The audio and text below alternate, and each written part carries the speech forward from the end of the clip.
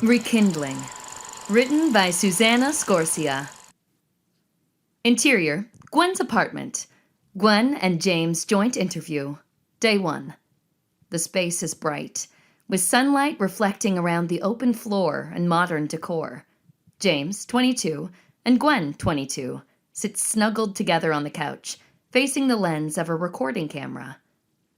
They stare obliviously ahead, readjusting their attached microphones while an overhanging boom mic gets adjusted above. Camera crew can be heard rustling through their equipment, organizing the frame. Interior, Gwen's apartment. Gwen and James joint interview. 2 moments later. More settled, the two professionally speak into the camera in response to unseen journalists. Title: James Lawrence, 22, March 8th, 2021. Gwen Pierce, 22, March 8th, 2021. I think everything's turned out the way it's supposed to have. My parents were high school sweethearts, too. And when I was a kid, that's all I ever wanted for myself. The interesting part is they broke up for a few years between that, just like us. So none of this scares me. He takes a pause and looks to Gwen. I think my parents may hate each other, so I got none of that. She laughs at her intentional joke, performing for the camera, before settling back into herself. But no, this time around I see a future with James I didn't see the last time. We grew up. They face the camera, sincere and optimistic. I haven't been this happy in a really long time. You guys are probably wasting your time here with us. Cut to black. A statement fades into the center of the black screen. Studies show most couples who terminate their relationship and reconnect romantically later in life will likely end their new relationship together for similar, if not the exact same reasons as the original. Interior, Gwen's apartment. Gwen and James joint interview. 3 moments later. Really? Bullshit. I think we'd probably break up over his alarming collection of pastel button-downs. James laughs, shoving Gwen's arm. Well, what do you think? No, if we broke up, it wouldn't be for the same reasons. Wouldn't even make any sense. What, are we both going to go away to college again? Gwen takes a beat and jokingly rolls her eyes. Well, there you have it. Light piano music leads into the title sequence, with Rekindling displayed onto the screen. Exterior, suburban park, day. Gwen crosses the street to enter a park, holding a cup of coffee in her hand. She casually descends through the open path, listening to music and enjoying the early spring air. She passes others as she struts forward with no agenda to her day. At first impression, Gwen is straightforward and approachable. Under her protective layers of charm, however, she considers herself broken, damaged goods. One would never tell. Me and James dated for 2 years and broke up because of the distance. That was the main factor that rippled into everything else.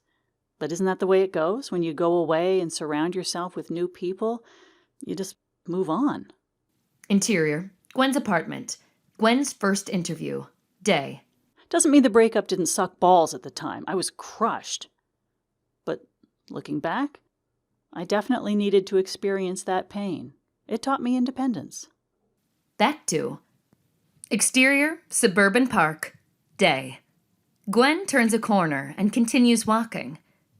And that's the thing about life. You learn lessons the hard way. You can't avoid that shit. She carries her body with her head lowered, navigating further down the path. Gwen? She stops from the sound of her name and pulls her headphone out of her ear. She turns to face James. He looks up at her with a warm, welcoming smile. James sits alone at a table reading a self-help book. He's a charming romantic with a big heart and carries himself with confidence. Hidden beneath that charm, however, are his rooted angers and insecurities, which inevitably peek out when pressured. Cut 2. Interior, James' apartment. James' first interview. Day. The room is scattered with mismatched furniture and limited decor. It's a smaller space filled with essentials for living alone. I guess failed relationships is my area of expertise. With Gwen and me, it came down to distance. After her, I dated a girl named Rebecca for about a year, and then my ex Olivia for the rest of college. Both of them cheated on me. Back to exterior, suburban park, day. Gwen stands on the path facing James in awe. She acts comfortable, revealing subtle signs of hesitancy. Hi. James gets up and hugs her.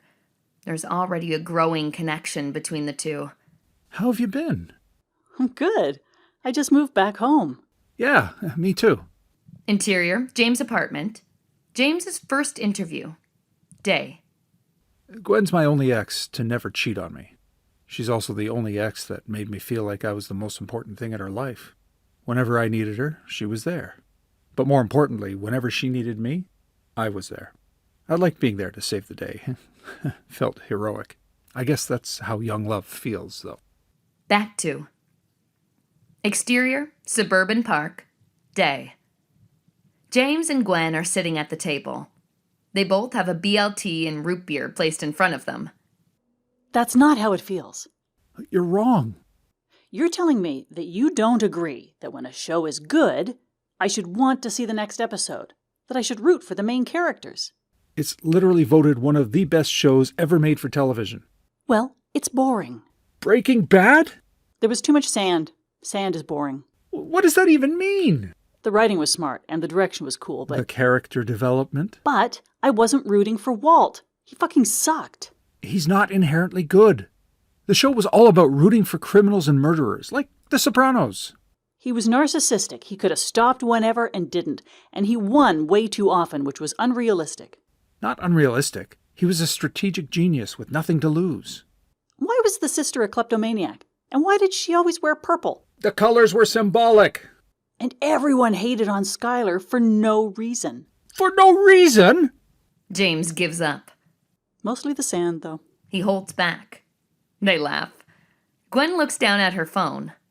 Oh, I should probably get going. I'm glad I ran into you. Yeah, me too. Maybe I'll give Breaking Bad another chance. You won't. Yeah, I won't. They laugh. There's a twinkle in their smiles as she throws a soft wave and prepares her exit from the table. Cut 2. Interior, Gwen's apartment. Gwen's first interview. Day. Gwen stares at the camera, completely blushing. She couldn't be happier. That was a great day. She smiles for a beat, lost in memory. Unexpectedly, the door behind her opens, and James runs in, catching Gwen off guard. Oh my God, what are you doing here? He interrupts the interview, running from behind her to join her on the couch. They laugh together and kiss for the camera. Interior, James's apartment, mid-spring, night. James is sitting on his couch, looking completely exhausted. He is staring down at his phone as the TV plays in the background. A song plays on the TV that makes James lift up his head in a panic. Crying dog faces fade into one another on the screen. He tosses through the blankets and cushions on his couch to find the remote. Hastily, he scoops the remote out from under a pillow and mutes the screen.